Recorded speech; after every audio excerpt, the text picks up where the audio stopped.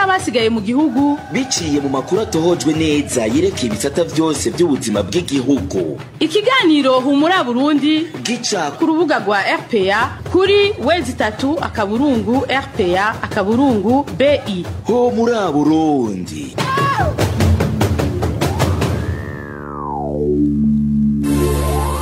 Ngiriwe canke mwaramutse nshuti namwe bakunzi ba RPA bivanye naho muherereye abahaye ikaze mu kiganiro muri Burundi cyo kuri uyu wa mbere igenekerezo rya 16 Munyonyo umwaka wa 2020. Ikiganiro mugira mushikirizwe nanje Marie-Ange IRAKOZE ingingo nkuru zigize ano makuru. Bamwe mu bakora mu gisata c'amagara y'abantu bafata minenegwe ubuzima bw'abagwayi bivugwa n'abarundi bahungiye mu ikambi y'Inyarugusu mu gihugu ca Tanzania. Ni nyuma yaho hari umurundi umwe yahaburiye ubuzima kuko atakurikiranywe nkuko vyari bikwiriye. Rusansuma yatangujwe na leta isaba umukozi wese wa leta kuvuga ubwoko bwiwe irateye amakenga mu gihe leta yarayitangaje ko hagiye gutangura rusansuma no mu gisata c'abikorera utwabo. Muri ano makuru twabibateguriye nayo mu kigabane kajugujugu mwama mukurikirana ku misi yose ya mbere. Uyu munsi tuza kugaruka ku bwicanyi bwa gashinyaguro bwakozwe muri izindwi zibiri ziheze. Aya makuru hagarikiwe mu binga bw'ivyuma na Lucy Kabera fatikanije na Engineer Ejide Mwemero mukanya idonido. Aya makuru reka tuyahere mu gisata ca politike. Leta y'u Burundi iriko irashimangira amakenga hajanye n'intumbero ya rusansuma y'abakozi yatanguje mu gihe mu ntango basigura ko iyo rusansuma yerekeye abakozi bayo gusa kugira ironke ibitigiri by'ababakorera uyu munsi.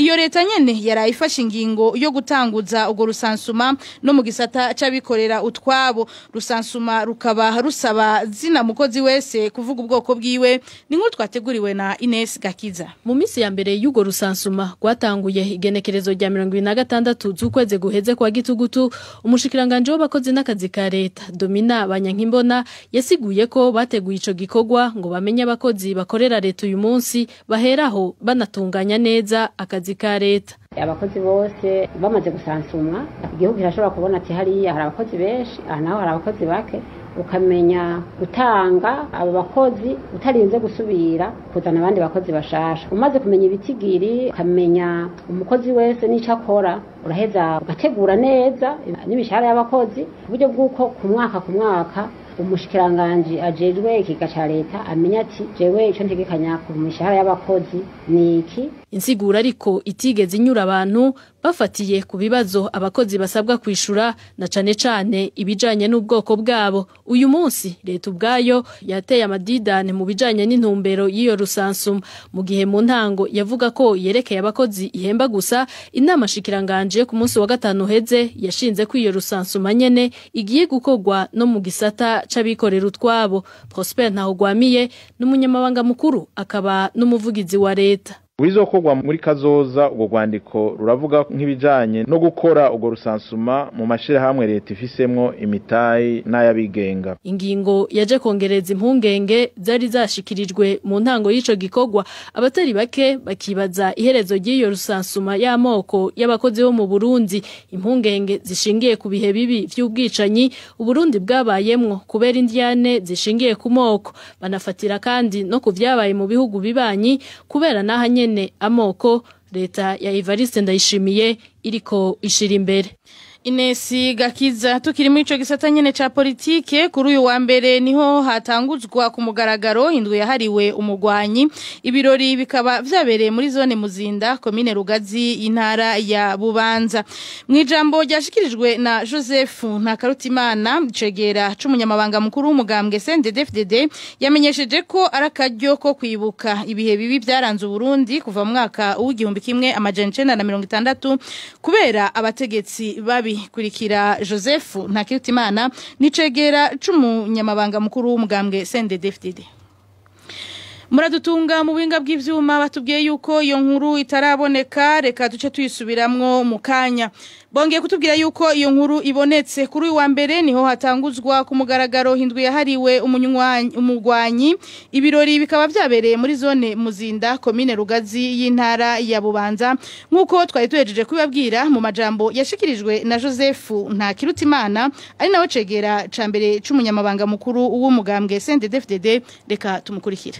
Umunsi nk'uyu umunsi ugoye cyane kugira ngo turonke ijambo tuvuga abafise imitima n'ubwenge turiyumvira hanyuma twumva yuko bitugoye turi hano kugira twiyibutse igihugu cacu iyo cavuye ngira cari kimeze Uburundi kuva 60 tuvuye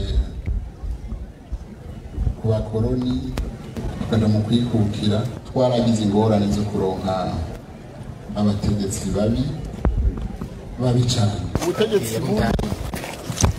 bwatumye ingwani zose turimwo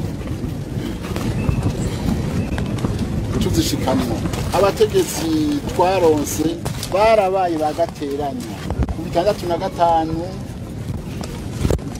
barabaye bagateranya 7 na kangahe barabaye bagateranya mu 80 barabaye bagateranya mu myaka ya 90 barabaye bagateranya mu myaka y'ibihumbi 2000 ku buryo inkurikizi zavyo ari izi tubona abategetsi babitwaronse baravanguye aho kunywanisha aho turi niyo tuja turashaka yuko tutari y'amategeko bo batandukanye n'ahakuru. Nayo mu gisata c'umutekano abantu 5 ni buruganda rwa RPA gwashoboye kumenya ko bagandaguwe mu gihugu muri indwi twaraye dusozereye muri abo bishwe 3 nabo mu ntara ya Cibitoki. Inkuru tweteguriwe na Emmanuel Ndayishimiye. Ikiziga c'umugabo atamenyekanye caratowe ku wa gatanu heze ku nkengera y'uruzi Rusizi kuri transversale y'indwi ku mutumba Kaburanwa muri komine Buganda mu ntara ya Cibitoke. Abarovyi babonye ico kiziga bamenyesheje ko cari kimaze kononekara. Kuri uwo munsi nyene aho nyene muri komine Buganda mu ntara ya Cibitoke hari umusore yishe se wabo mukereye izosi ku mutumba Kaburanwa. Uwishwe yakekwa kuburozi. Uwagirizwa icaha akaba ari mu minwe y'igipolisi. Muri komine n'intara ya Kirundo abantu babiri batamenyekanye baratowe ari biziga mu kazu ka sugumwe ku wa gatatu heze. Amakuru ava mu Kirundo avuga ko abo bantu biciwe ahandi baza gutabwa muri ico kibanza. Abakekwa kubwo bwicanyi no gwaruka rw'imbonerakure rwo muri yo ntara ya Kirundo. Mu ntango zindwi turangije imbonerakure yitwa Evariste Nyandwi yarishwe ikerewe izosi na bagenzi we ku mutumba Mukaka zone Buhoro komine Mabayi mu ntara ya Cibitoke. Iyo mbonerakure yagirijwe na bagenzi we ubusuma. Ano makuru tuyabandanyirize mu gisata c'agateka kazina muntu hari umudandaza afise akabare muri site ya Ruhororo komine Ruhororo ni mu ntara ya Ngozi yahohotewe mu ijoro ryo kuri wa gatandatu n'imbonerakure yo ku mutumba wa Kinyami. Iyo mbonerakure yashaka kwiha inzoga atamahera itanze nyene akabare nawe aramwankira ariko guca imukubita icupa mu mutwe. Ni nkuru twateguriwe na Clovis Niyonzima. Veda asanzwe acuruza inzoga mu kabare kari muri site ya Ruhororo niwe yahohotewe n'imbonerakure yitwa Theogene Binebago. Nkuko amakuru dukura muri iyo site bivuga iyo mbonerakure yamukubise icupa mu mutwe kuko yarayibujije kwiha iyindi nzoga itarisha. Uyu munyagihugu aravyigana. Asanzwe kwiha icupa asanze kuja kugiha ama nawe arafata carari amubujije cyafata kidaje yaraheze kumamwe primus akimukubita mu mutwe amujya n'amenyo yacagenda kwivuza nyine uwo mwanya nyene. Iyo mbonerakure imaze kumukomeretsa ngo yaciye yitahira ataco yinona. Icyababaje bari ngaho nkuko isoko ryacu ribandanya rivyigana ngo nuko iryo bara ryaguye na musitanteri wa komine Ruhororo arorera. Yabuze n'ukuntu nawe anabifata ngo yitware kandi iyo ntambara yose yahabaye amusitanteri akanura ari ngaha biraba byose ariko nta kera kimabivuze. Abanyagihugu baho muri iyo site ya Ruhororo basaba ko iyo mbonerakure yofatwa igahanwa nayo uwo musitanteri nawe ahagararira abahohotera batwara akisubirako. Uruganda rwa RPA twahamagaye Mamerite Birukundi musitanteri wa komine Ruhororo bivugwa ko uwo mucuruzi yakubiswe ari muri ako kabare ntihagire icyo akora. Telefone we yahamagara hakabura uwitaba.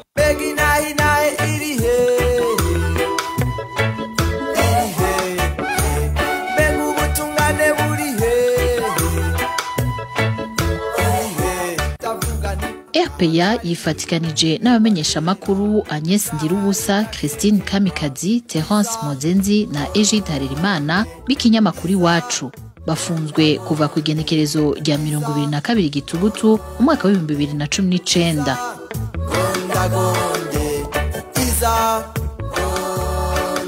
Nta kindi bazira atari kurangura umwuga wabo wo kumenyesha amakuru.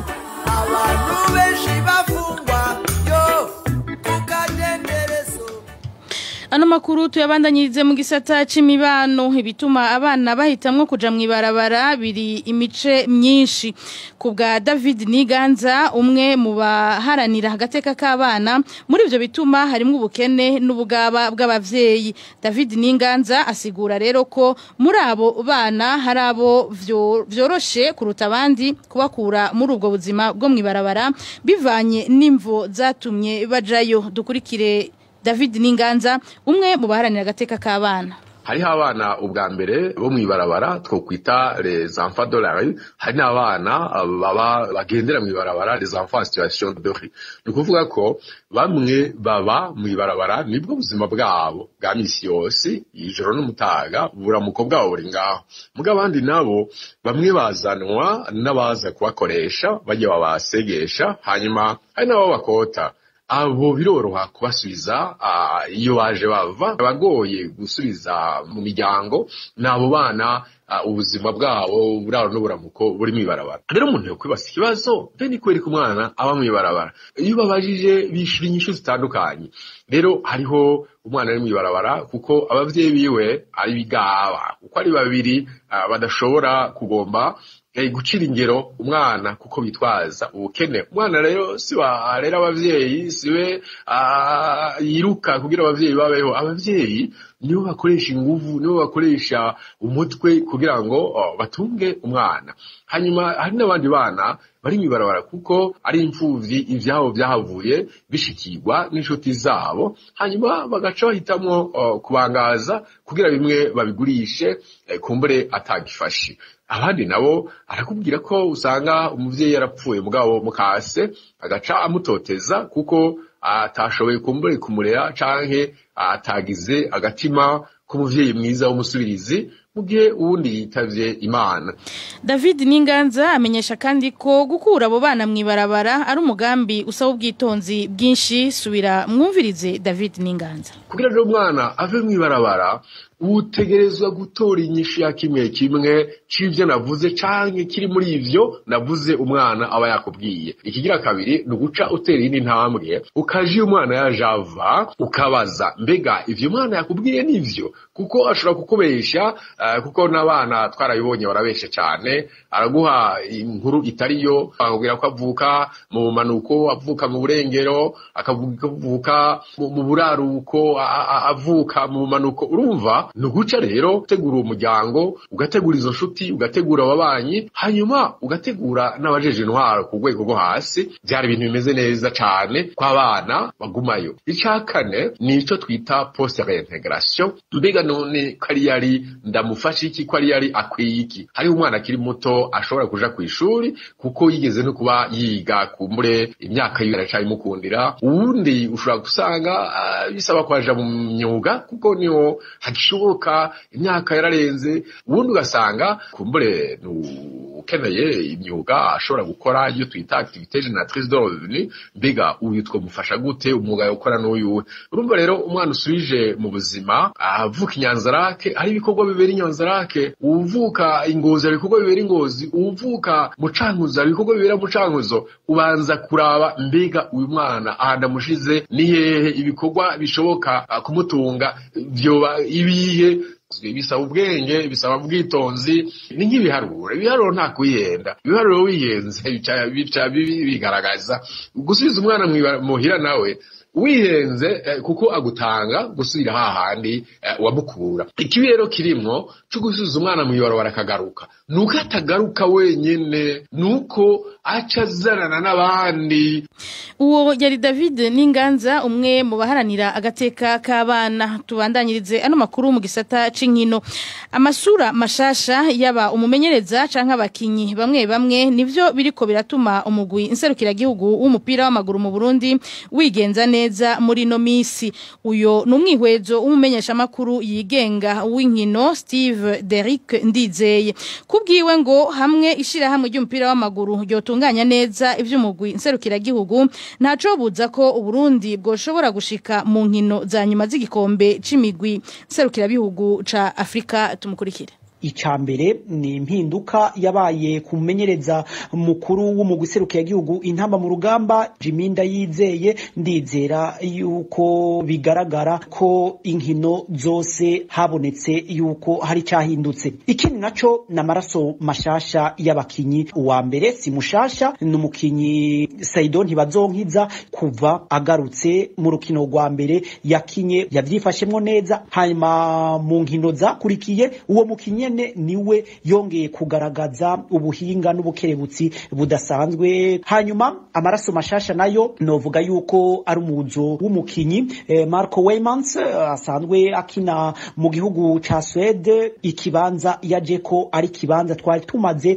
imyaka itari mike atamukinyi agifata neza ahari. Uwundi nawe n'uyu mukinyi akina mu gihugu ca Denmark Philippe Nzeyimana, nawe nyene yigenjeje neza mu rukino rwa kivandimwe rwahuje Uburundi na Tanzania. Ikindi naco ni ingene abakinyi batumwako, kuko uravye nko kuri izi nkino zahuje Uburundi na Mauritania biraboneka yuko abakinyi bose batumweko arabava hanze basanzwe bakina kandi baronka umwanya wo gukina mu migwi basanzwe barimwo, hanyuma hagaca haza no gutora neza abakinyi bakina mu higanwa rya Primus League bakina neza. Ndibaza yuko icizere co gusubira kubona Uburundi mu nkino za nyuma za CAN congeye kugaruka, naho amahigwe atari menshi cyane, ariko rero ari nkamwe abarongoye umupira w'amaguru mu Burundi bo hagarikana cyane akajagari no guhindagura kenshi staff technique yo mu guserukira igihugu. Ndizera yuko mu nkino zibiri Uburundi busigaje gukina bushobora kuronka itike yo kuzoja mu nkino za nyuma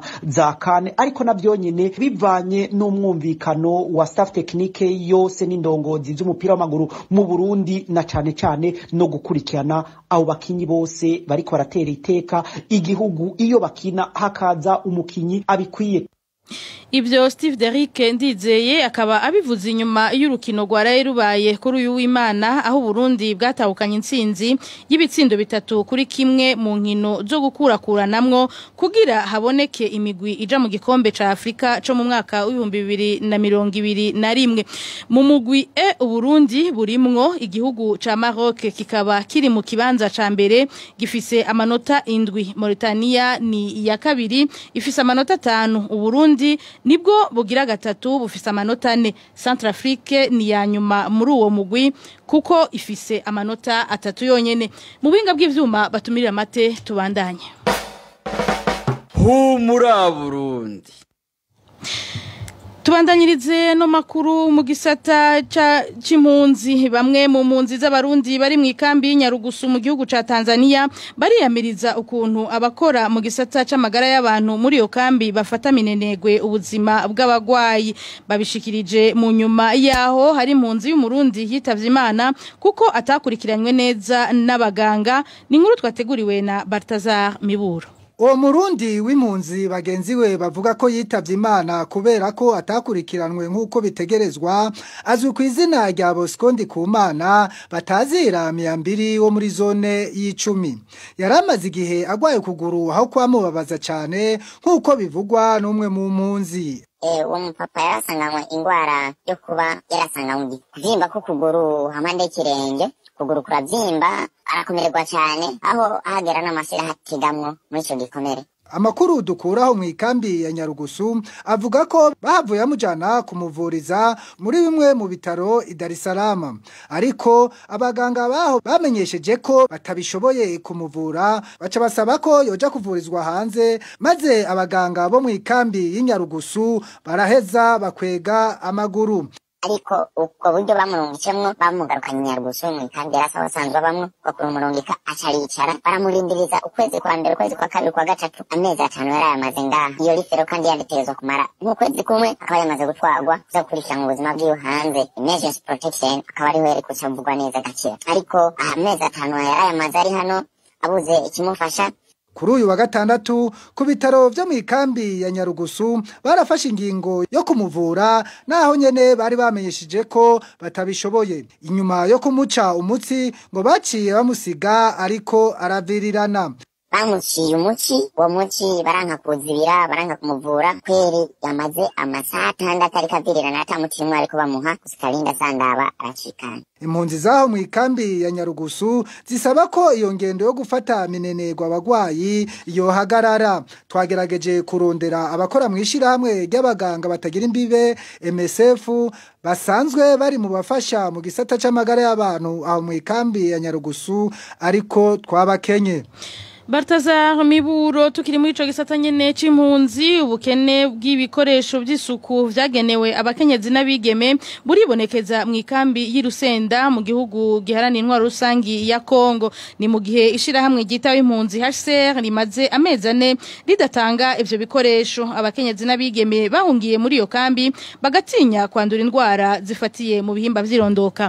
Ni nkuru twateguriwe na Vicky Chris Ninteretse. Impunzi z'abarundi bo mu ikambi ya Rusenda mu gihugu cya Republika Iharanira Demokarasi ya Kongo bagizwe n'abakenyezi n'abigeme bavuga ko baheruka ibikoresho bambara mu gihe bari mu butinyanka haraciye amezi 4. Ivyo bikoresho bita serviette hygiénique mu gifaransa bahora babihabwa n'ishiramwe HCR buri kwezi. Izo mpunzi zikavuga kubera ubwo bukene bw'ivyo bikoresho bituma bikora kubitambara bitabigenewe. Dufasha ibikama by'abana tukabinda n'ibyo bikama nabyo urazi yonye n'ukuntu bimeze ari igihe dusanga umwana yanagisobye ko cyarumiye mu nzu wabuze icyo wifashisha cyo giterura uko nyene ukakizingazinga kugira gusa ntuze kumara amarira mu bantu. Ivyo bitambara abo bakenyezi n'abigeme bakoresha ngo biraheza bikabatera indwara. Nk'umwanya maze gutora nk'icyo cyayi kitameshe ari igihe kikubabaza ucambaye nk'ubagiye nko kwisoko urabona nk'unga mu nkambi twe tugira ku isoko za kure ugasanga ugiye nk'isanza cyangwa igatanga ugiye gusuma ugasanga cyakumyoraguye amaguru yose n'ibironda gusa naho urazi ko iyo umuntu ababaye ino kuja kubyerekana nko kwa muganga birateye n'isoni ugacisanga umuntu ariko aborerayo kandi ugazaga rero urataguye kwiyaga kubera burya bucafu haje utuntu nyene tumeze nk'uduherere ingorane nyinshi gusa bige byo kwiyaga bashaka tugira ngo na ma infection mu gifaransa tubyumva ko nyene kwa muganga. Abo bakenyezi n'abigeme bo muri kambi y'impunzi ya Rusenda basabishira hamwe HCR kubaronsa ivyo bikoresho kugira ngo amagara yabo ntasinzikare. Ndibaza nayo yoja kwa muganga bo babwira ko abagore canke abakobwa benshi ari ukwiyaga rero bo dufasha katugarukira kugira turabe ko buri kwezi twaza turonke protection. Twarondeye abarongo ishira hamwe HCR muri iyo kambi ya Rusenda ariko nitwashoboye kubaronka. Vicky Chris Ninteretse reka tubandanye no makuru mu gisata c'amagara y'abantu.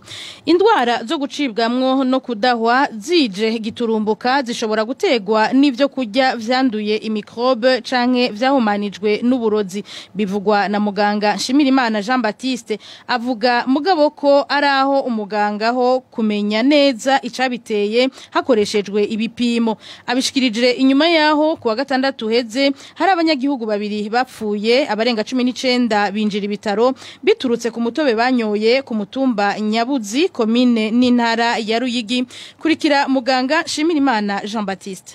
Umuntu ashobora kubishira mu gice cy'ingwara ziterwa n'isukurike bivanye n'igihe iyo umuntu yateguye imfungurwa adakaravye neza ngaronge neza ivyo agiye guteguramo imfungurwa canke agakoresha amazi mabi ndetse agakoresha n'ivyo mbu bitogeje neza. Muri ico gihe ni hahandi umuntu ashobora kugira ibimenyetso bigizwe no kudahwa agahitwa akabara mu nda ubwo bubabare bwo mu nda bukamera nka kujya k'umuntu yagize ububabare mu maguru butewe n'ico bita imbwa akameneka umutwe akagira kandi umwumira ushobora no gutuma impyiko ziwe zigira ikibazo n'ibindi tutibagiye kandi yuko bishobora no kuva n'igihe nk'umuntu aje akaza agashiramwo isumu birakunda gushika ariko muri ico gihe umuganga niwe ashobora kuyumvira ivyo vyose akamenya ko vyatewe na za ngwara ziterwa n'isukurike canke naho akamenya ko vyoba vyavuye ku kindi kuri ivyo nayo mvuze yuko bishobora guterwa n'umuntu aje agaca inyuma agashiramo nk'umuti w'imbeba canke ikindi kintu abantu badashobora gutahura neza. Iyo bigenze gutyo hariho amalaboratoire yabigenewe turavye nko mu gihugu kibanyi cy'u Rwanda aho ari forensic lab bashobora gukora ibizamini bimeze neza byabugenewe niho bashobora kumenya yuko umuntu yishwe n'isumo canke azari ingwara zisanzwe ariko kenshi birakira ni ibintu byama bishika muri iyi region yacu region tropical ni ibintu bikunda gushika nko kuri abo bantu bo mu Ruyigi umuntu ashobora kwibaza bega wateguye uyu mutobe yoba yabuteguye akoresheje amazi ameze gute amazi yakuye he yayavoma mu ndobo canke mu bido bimeze gute abamufashe ku rugana babigenjeje gute babikora barafise isuku imeze gute ivyo bitoki vyovyo bari babiteguye gute bigaruka hahandi nyene umuntu akibaza ati ivyo byose byavuye ku isuku rike turetse ariko kuko navuze hejuru yuko umuntu ashobora no kwibaza kandi yuko bishobora no kuva no ku muntu yabashiriyemwo nk'isumo byose bibaho muri ico gihe rero nibaza ko abaganga rero bafise uruhare runini. Humura Burundi. Amakuru ya RPA murashobora kuyaronswa muyasavye ku murongo wa WhatsApp akamenyetso ko guteranya 49 151 amajana 294 16 amajana 348 nkuko vyama ku misi yose ya mbere uyu ni wa mwanya w'ikigabane kajugujugu uyu munsi tuza kurabira hamwe ibijanye n'ubwicanyi bw'agashinyaguro bumazi indwi zibiri bukogwa mu Burundi abatumire ba kino kigabane baratubwira imvo zituma ubwo bwicanyi buguma bwibonekeza hamwe n'ingaruka mu kibano c'abarundi umudereva wa kajugujugu yuno musi ni Trésor Niyongabo. Kajugujugu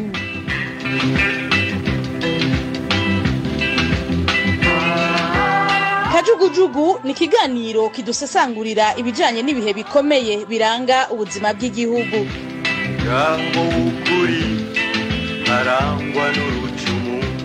Ikiganiro Kajugujugu giha ijambo imboneza abanyepolitike abahurikiye mu mashirahamwe adaharanira ibyicaro vya politike amashirahamwe y'abakenyezi amashirahamwe y'ugwaruka eka nuwo wese yifuza guterera umuganda mu buzima bw'igihugu.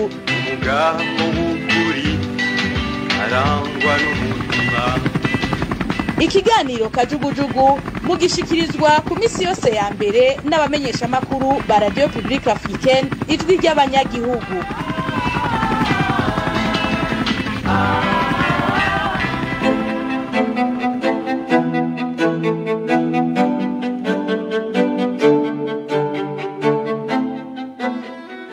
Ndabaramukije nshuti banywanyi ba RPA nkaba ndabahaye ikaze mu kiganiro canyu Kajugujugu. Uno munsi tukaba tugira ngo turabire hamwe ibijanye n'ubwicanyi bw'agashinyaguro bumaze iminsi bukogwa mu ntara zitandukanye z'u Burundi. Haraheze indwi zibiri abakurikirana imbuga ngurukana bumenyi babona amashusho y'abantu bagandaguwe mu buryo buteye ubwoba baciwe imitwe. Umwe muri bo akaba yari umuntu vyemezwa ko yari yarabuzwe irengero atwawe n'inzego zijejwe iperereza hakaba mbere harimwo n'imbonera kure yishwe na bagenzi we bimbonera kure nkawe. Abatari bake baribaza rero insiguro umuntu yoha ubwo bwicanyi n'igituma ababikora badaheza ngo bahanwe. Mbega ivyo vyoba bifise ingaruka izihe ku miryango yabuze abayo no mu kibano muri rusangi. Ngibi bibazo tuza kugerageza gucijya nino mu kiganiro Kajugujugu cyo kuri uno wa mbere igenekerezo rya 16 Munyonyo umwaka w'2020. Tukaba turi kumwe na Teddy Mazina umumenyesha makuru aharanira agateka kazina muntu, Pacifique Ninahazwe arongo yisekeza ndondeza akaba yaranakurikiranye ivy'amategeko hamwe na Ernest Nkurunziza yakurikiranye ibijanye n'inyifato ya kiremwa muntu psychologie mu gifaransa. Trésor Niyongabo nabateguriye kino kiganiro ngize nti kaze. RPA ni ijisho ni ugutwi ni ijwi ry'abanyagihugu.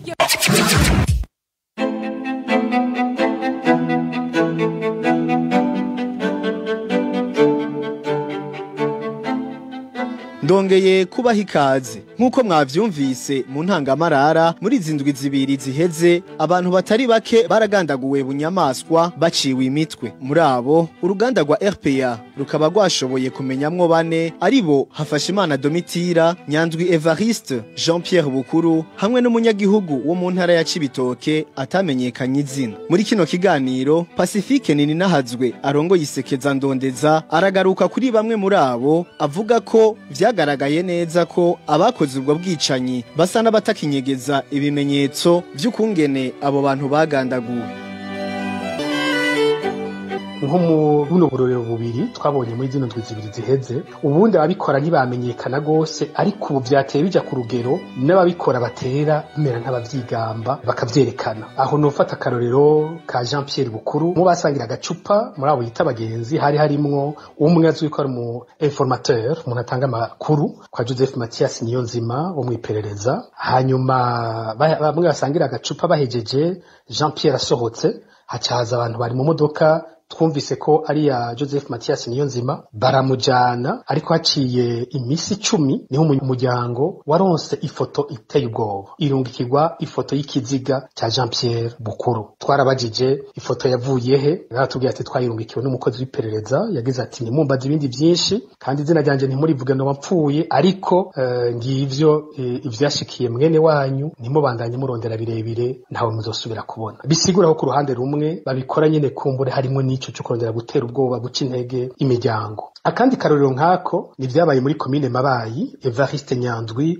imbonerakure yafashwe mwijoro ryo ku munsi wa mbere afatwa n'izindi mbonerakure bagenzi bo bahora bakorana kumbure yari yabatorotse iryo joro bamufata ngo afise bafre bavuze ko avuye kwiba nawe baca barakerera kwa kundi nyene ubona amafoto ateye ubwoba bibonekesha umwanya ibintu vyafashwe ariko barakerera ukibaza ubwo bukoko bugera hiyo ingene abantu bashobora kubukoresha kuri mugenzi wabo ikigwa rero novuga ibintu nka bibiri umuntu yokura muri ivyo bintu bibiri vyabaye nuko ubu ababikora bariko baraboneka ku ruhande rumwe n'abakozi biperereza bo nyene ntaba bagendana na Joseph Mathias Niyonzima ku rundi ruhande n'imbonerakure zikora bene ivyo bikorwa hamwe twahorana igipfungu twabona ibiziga bikereye hirya no hino tutamenye babikoze ubu biratanguye kuronka signature. Bega none ubwo bwicanyi bwoba buva kuki umumenyesha makuru aharanira agateka kazina muntu Teddy Mazina agira ati imvo nyamukuru ni ingendo y'ukudahana ituma mu gihugu gusesa amaraso bitakiri kizira ngo kiziririzwe ikibazo cyo kudahana cyararenze urugero ku buryo byabaye nk'umugenzo ico kintu ico kibazo gikuru kiva mu kudahana muga mugashika mu gihugu tamuziro n'umukihari bagufata mupfa amafaranga mupfa politike mupfa itongo bakaguca umutwe byabera mu mitumba kubera imbonera kuzitumvikanye byabera mu muji kubera hari umuntu bagize ikibazo byaba ivy'ubwoko canke yaba leta ivuga ati uyu muntu araduteye ikibazo kubera korana imigambo itavuga rumwe natwe reka tumugire kandi tumwerekane mute kunzira kugira abandi bagira ubwo bari basubire bahunge canke ntibavyo bari ivyo ni ibintu vyabaye haremwe kudahana kaba nuko nabo nyene naho boshaka kubigarura batazobishobora kuko baricana muri bo nico gituma nimbonera kure iyo zigize ikibazo zikoresha bimwe zisanzwe zikoresha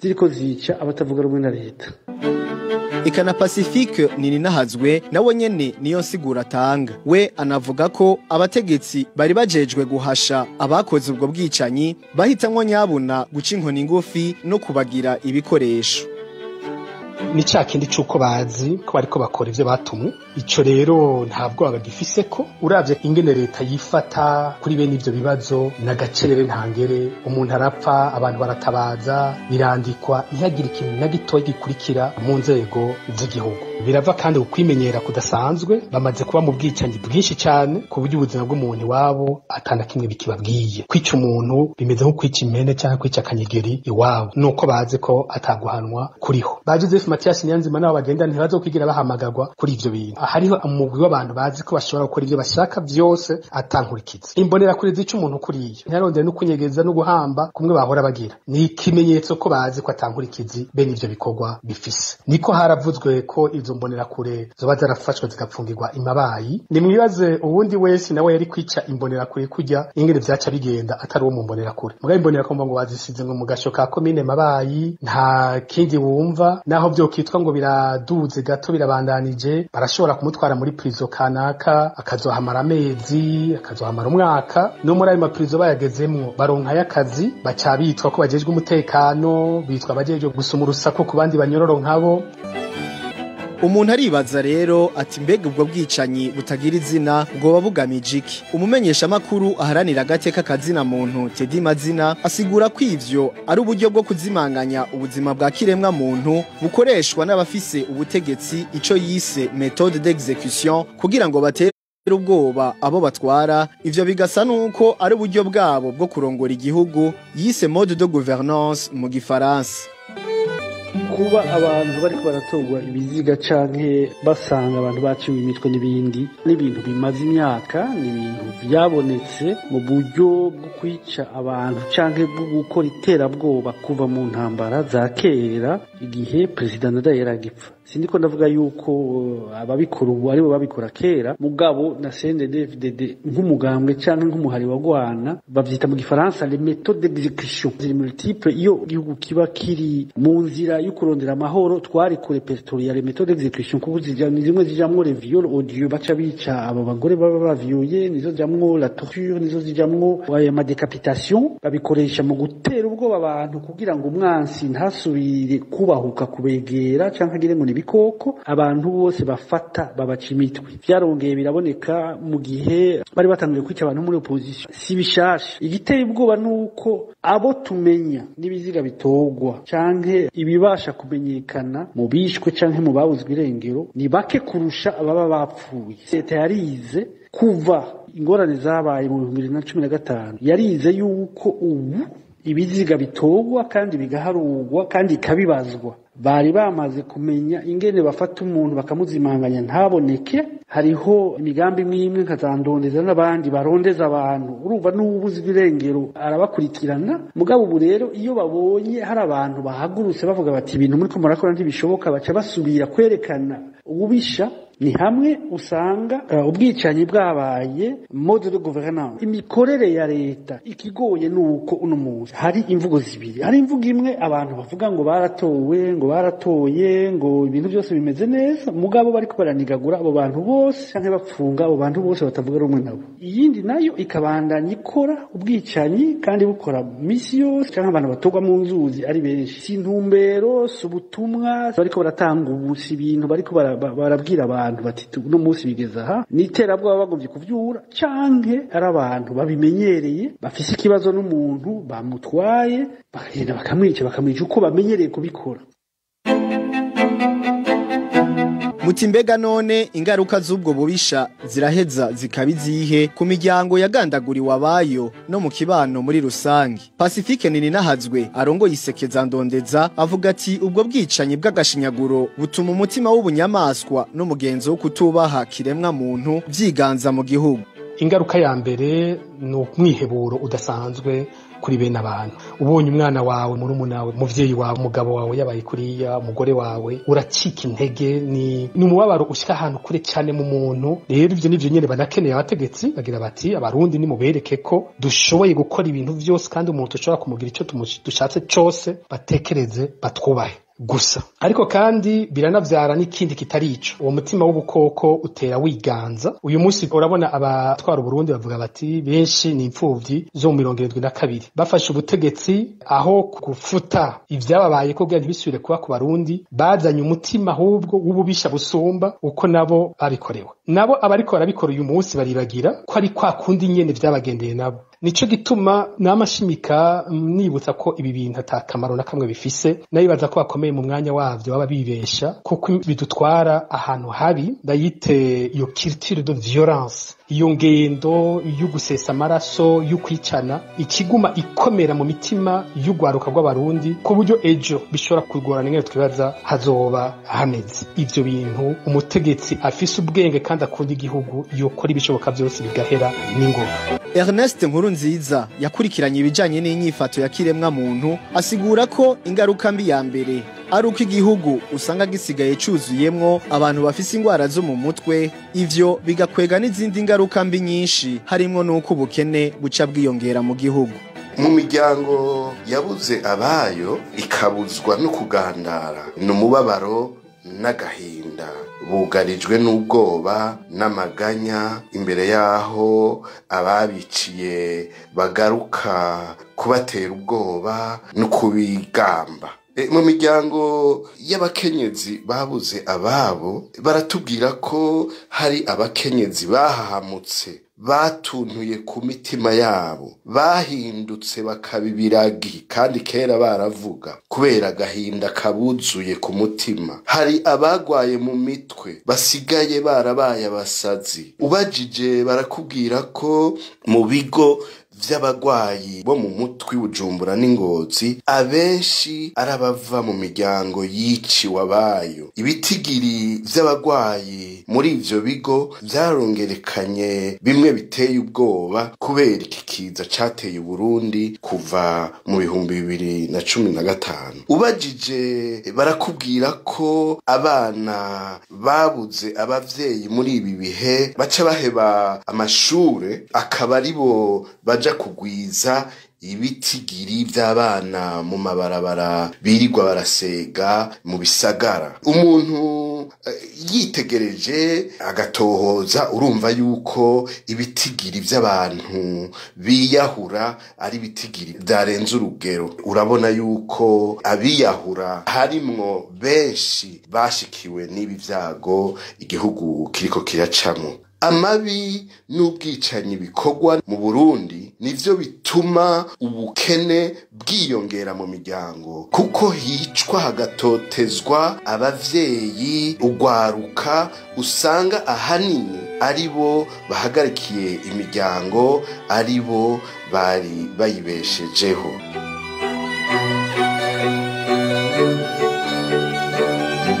Nino ngaha nshuti bakunzi ba RPA dusozera ikiganiro kajugujugu cyo kuri no wa mbere igenekerezo rya 16 Munyonyo umwaka w'2020. Abatumire bacu nkuko mwabikurikiye baba baharanira gateka kazina muntu ndetse n'abahinga mu bijanye n'inyifato hamwe n'imibano badusiguriye imvo zituma haguma hibonekeza ubwicanyi bweruye n'ingaruka ku gihugu. Ndakengurukiye bimwe bivuye ku mutima abo batumire baduhaye akanya tukaganira. Nshimiye kandi mwebwe mwese mwaduteze yompi Trésor niyo ngabo nkaba ndabikebanuye mugira amahoro aho muri hose.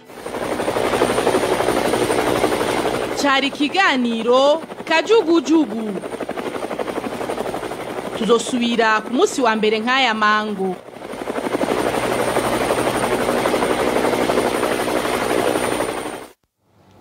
Shimire mugenzanje Trésor niyo ngabo mu kiganiro kajugujugu ahejeje kudushikiriza. Shimire bagenzanje b'uruganda rwa RPA umumo wese kuco yaterere kugira ngo aya makuru abashikire. Bisikabera na Engineer Regide Mwemero bariko bakora ibishoboka byose kugira ngo amajwi n'amasanamu bibashikire atankomanzi. Ndabakengurukiye.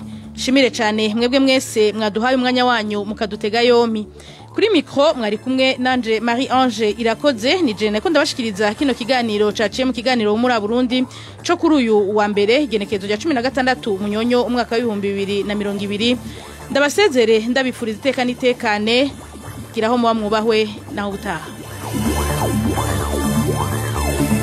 Ho muri Burundi ni kiganiro gihuza abarundi bahunze igihugu c'amavukiro n'abasigaye hagati mu gihugu biciye mu kubashikiriza amakuru atosoye.